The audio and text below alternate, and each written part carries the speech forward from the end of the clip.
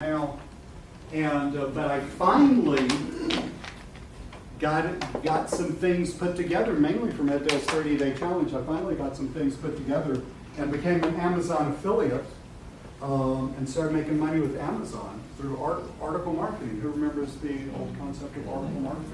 Yeah. And I mean, I got this while I was a teacher, right? And I got to where I was making $500, $2,000, somewhere between $500, $2,000 a month. According to somebody's looking at myself on my YouTube channel. Everybody should be doing that, by the way. Just put it on solid. But I got to where I was making $500, $2,000. It's so funny to hear your voice.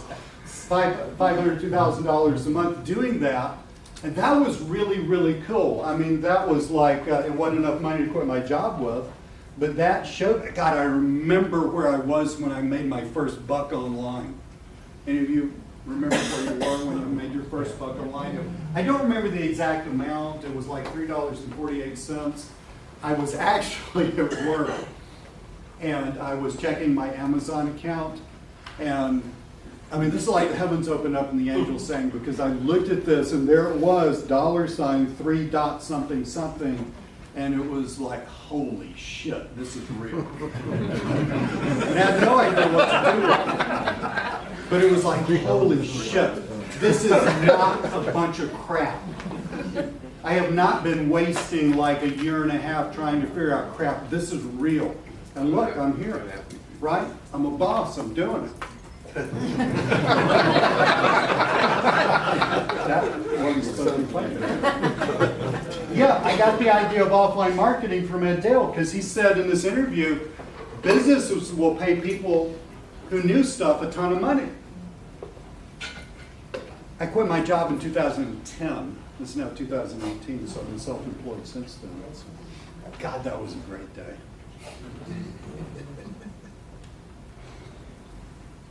We'll fill in some of the details.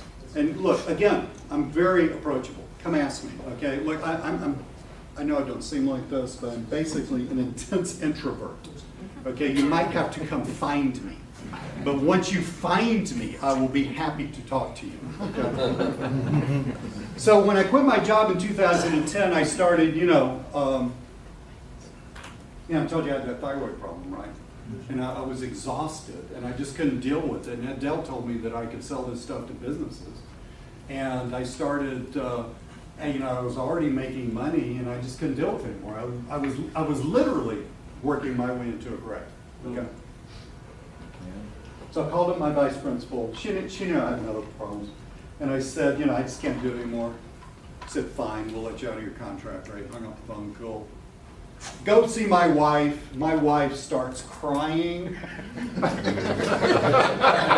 said, no, honey, I can call her back. She's a good friend of mine. She'll let me have my job back. She said, no, I've been waiting for you to do this for years.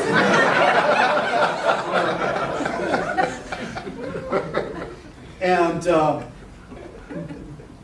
I was on cloud 9 that day. Man, I'm self-employed. Yeah, I don't know shit, but I'm self-employed. And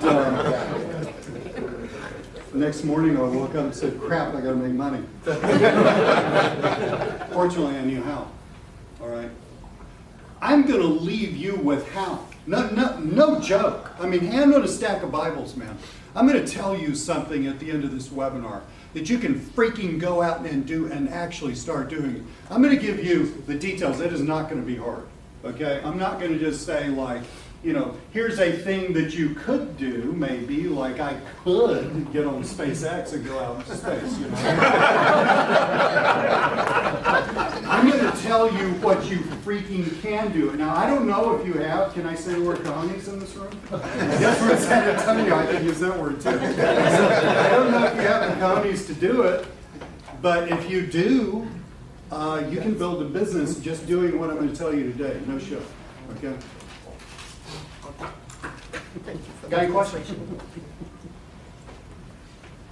That summer, the summer that preceded me quitting my job, I was actually emotionally and spiritually moving toward this. It was hilarious because I'm not inherently a very neat person. I'm a little disorganized. My son will tell you that.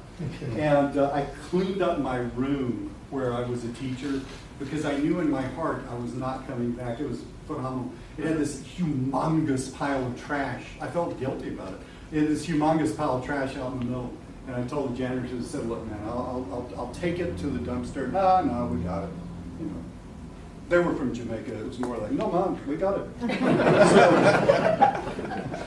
So, I'm on Craigslist preceding me quitting my job, right? And I'm just like, again, my wife, right? She said, I think you ought to look on Craigslist. That's where people do stuff like this. And I'm like, what do you know? But anyway, yeah, well, hey, she says, because I talk go. Yeah, she knows that too. Well, I've been married for 36 years, so, that's because she's an angel, not because I'm easily married. But I met, let's see if that's the next one. I met a guy from Craigslist who was doing a startup company. And Ed Dale just told me that businesses pay people like me a ton of money. So I answered this ad because he needed somebody that knew all about internet marketing. Well, at the time, I could rank websites. I'd made $3.48. Actually, I'd been making $500. In my mind, I was a freaking SEO expert. I answered his ad. And I met him, and I became part of his startup team, and I was asked to write part of his business plan that he was going to schlep around and get money for it to start this business. And I actually got 5% equity in the business. Now, total transparency, that particular, he's a guy who's a serial entrepreneur, still a friend of mine. That particular business did not get off the ground. That was not the point for me. The point was, what the hell's that? The point was, I was in business meetings and really fancy boardrooms with people who had created companies and big lawyers, and people listened to me. That validated me. That meant that I knew stuff, and I wasn't full of shit. Okay? That's what gave me the courage to actually quit my job.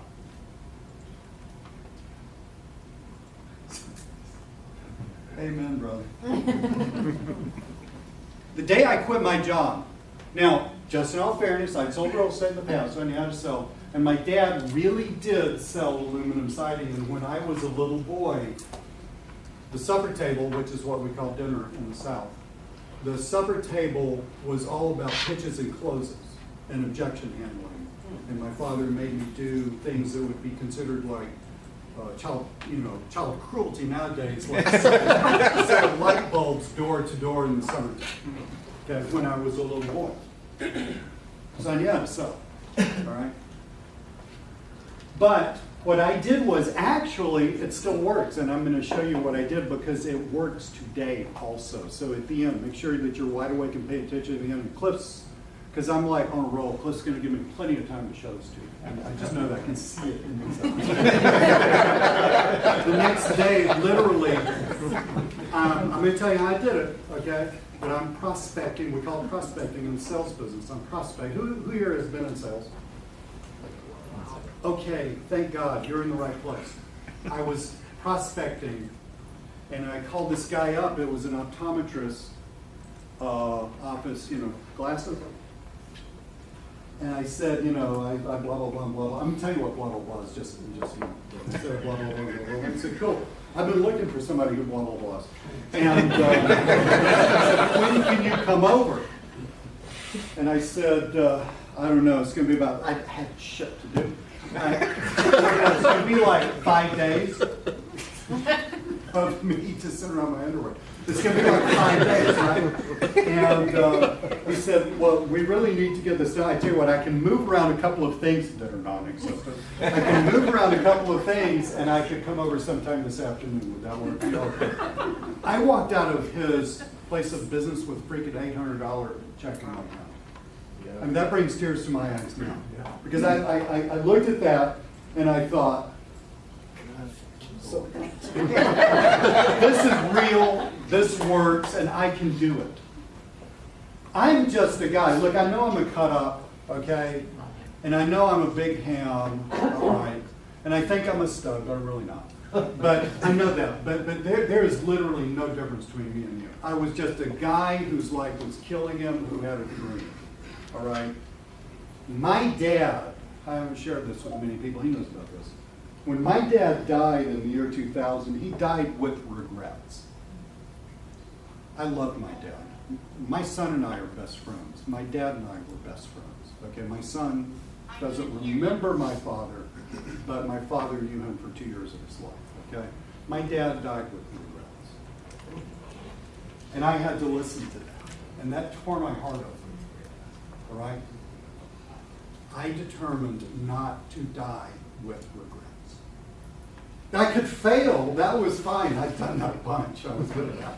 I could fail, but I was going to die without, with the music not inside of me. You understand?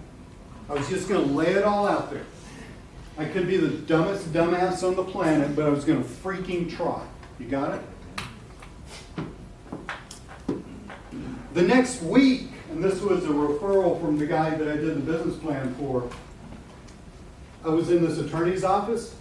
This guy, I mean, he's a major high-powered attorney in Georgia. You know, attorneys, I'm just like, they must hire people to polish those papers or something. Because, you know, I mean, I was in the attorney's office, and they were coming out with